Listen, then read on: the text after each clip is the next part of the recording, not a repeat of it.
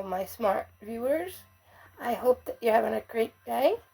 I miss you, and I'll start reading. We're going to read a Moana story, one of your favorites. Moana, Pua, and heihei. The feast. The feast to welcome spring was about to start. Moana and Grandma Tala were busy collecting shells. Moana's pet pig, Pua, tried to help. But the shells he found were never empty. Moana was making her father a surprise gift for the feast, an anklet.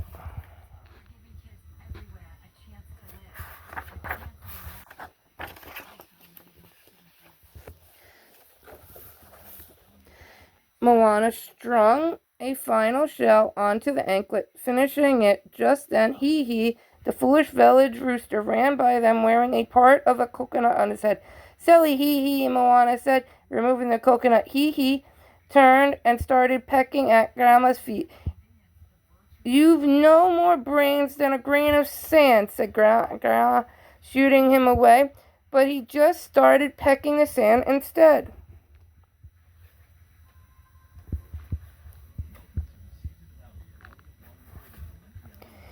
In the village, preparations for the feast had begun, while everyone was hard at work. Heihei just got in the way. Men were busy building the an underground oven. They piled up pieces of wood, dried husk, and coconut shells. After they started the fire, they added rocks. It wasn't long before the was hot enough to roast bananas, fish, and taro roots. Heihei walked onto the hot rocks. You'll set yourself on fire, you silly bird, one man yelled, chasing him away.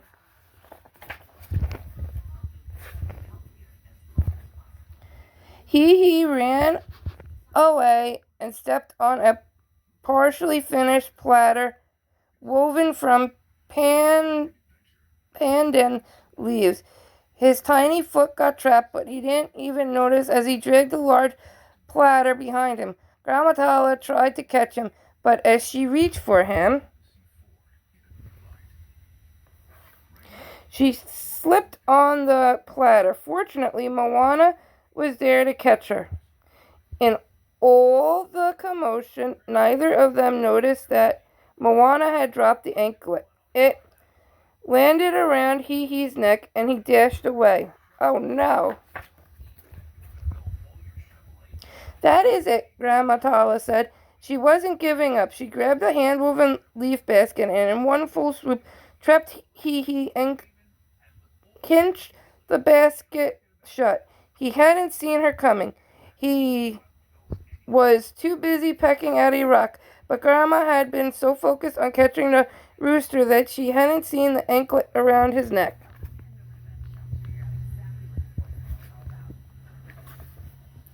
But Moana had just realized the anklet was missing. Oh no, she said. Just then Pua spotted the basket. He saw Heihei's beak sticking out between the gaps in the woven leaves. When he looked closer, Pua noticed the anklet around the rooster's neck. He was determined to retrieve it from Moana. Aww.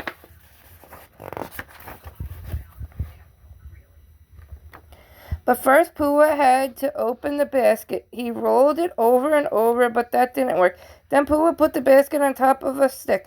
He jumped on the stick and sent the basket flying. It fell to the ground, but was still tightly shut. He had to think of another idea. On the ground, Pua saw a long vine. He picked it up and trotted back to the basket. Pua looped the vine around the basket and dragged it along, running as fast as he could. Heihei's legs slipped out and he ran to keep up.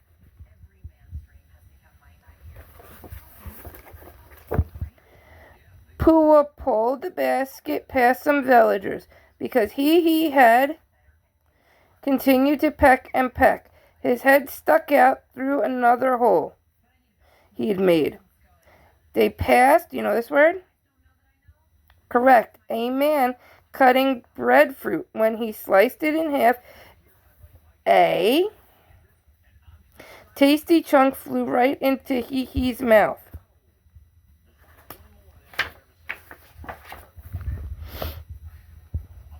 When Pua heard music, he knew the feast was about to begin. He dragged the basket toward a slender tree and tossed it onto a branch. Then he jumped up after it. Pua bounced on the branch, and Heihei's basket flew into the air and then back down to the branch. The higher Pua bounced, the higher the basket flew. I know. Finally, Pua bounced, you know that one? So high that the branch flung the basket straight into him. The two animals soared through the air. Pua and Heihei squealed and clucked with glee. When they hit the ground, the basket finally opened. Pua was thrilled. He could get the anklet to Moana, but they rolled right into a large fishing net.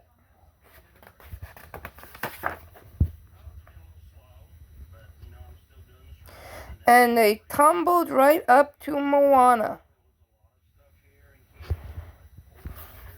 You know this one? Moana, very good. Untangled them and grasped when she saw the anklet around Pua's snout. You found it, she said, giving him a big hug.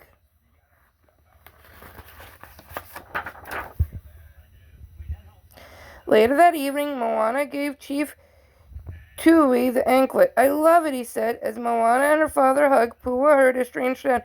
It was Heihei. He couldn't cluck because his beak was buried in a piece of driftwood, and he'd gotten tangled up in pieces of the basket again.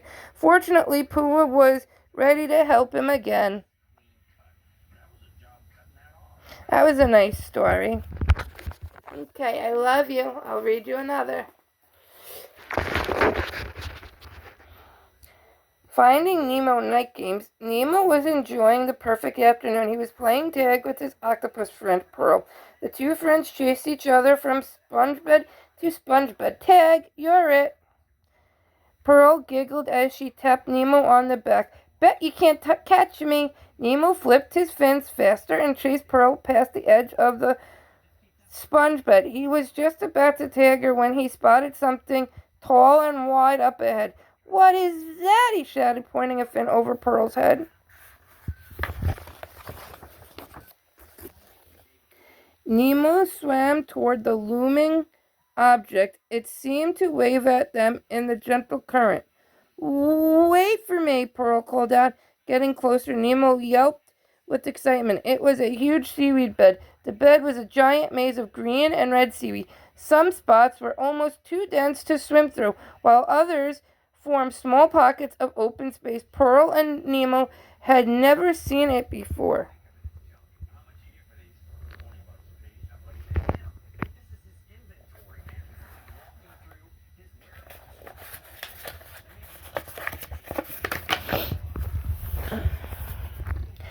This looks like the perfect hide-and-seek spot, Nemo said to Pearl. Want to play? Pearl looked around nervously.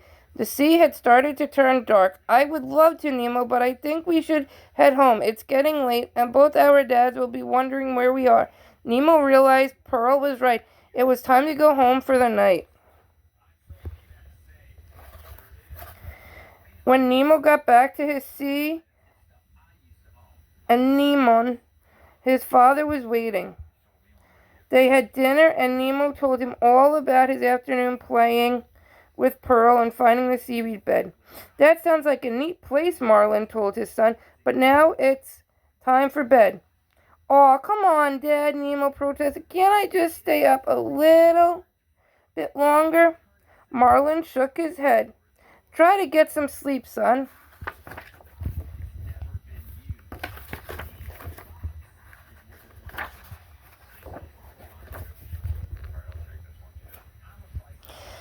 Nemo settled into bed and closed his eyes. He told himself a long bedtime story. He thought about boring things like math class. He even counted dolphins, but he still wasn't sleepy. Finally, Nemo got up and swam to his father.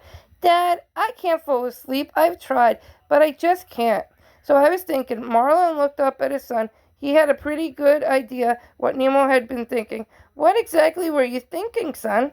He asked anyway. Nemo could not stop thinking about his fun day. Know this word? Right. I think you and I should go to the seaweed bed now.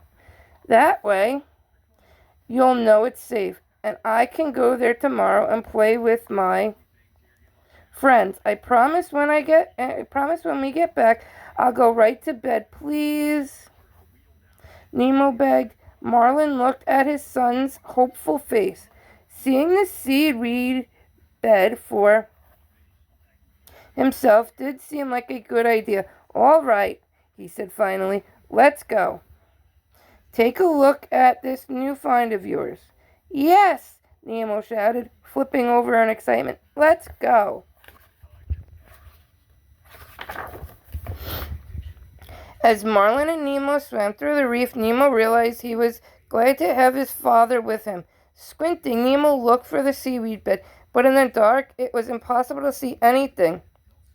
Son, Marlin began, are you sure the bed is out this far? Nemo wasn't sure. He was just about to give up when he saw a light in the distance. The speck drew closer and brighter until it lit up the water all around Nemo and Marlin. In the middle of the light was the strangest fish Nemo had ever seen.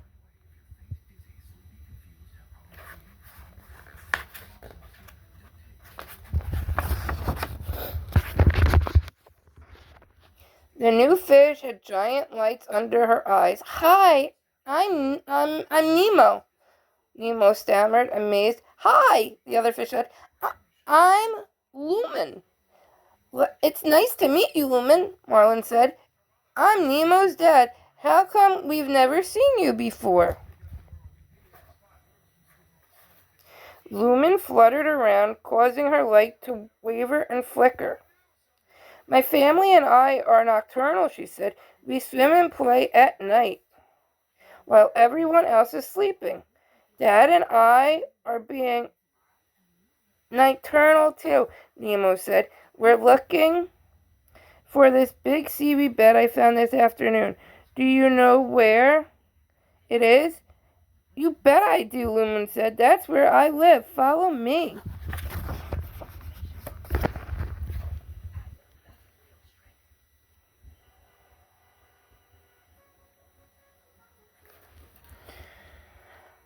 Lumen led Nemo and Marlin to the seaweed bed. Do you want to play a game? She asked. Yeah, Nemo shouted. Can we, Dad, please? Marlin nodded. Just stay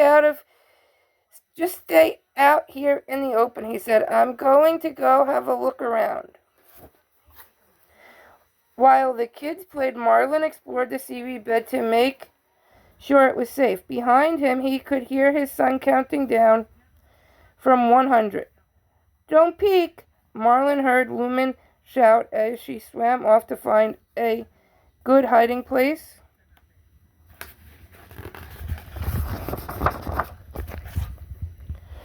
Marlin pushed through the maze of thick green and red strands, swimming farther and farther into the seaweed bed. Suddenly he realized how dark and quiet it had become.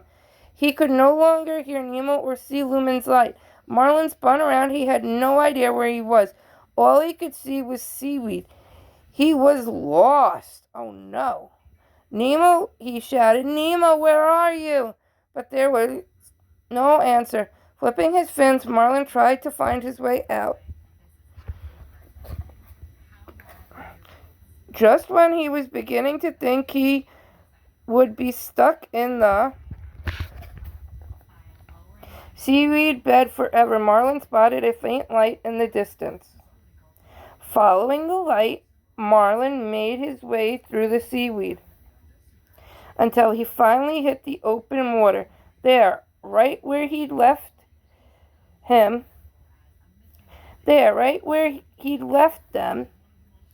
were Nemo and Lumen. Marlin sighed in relief.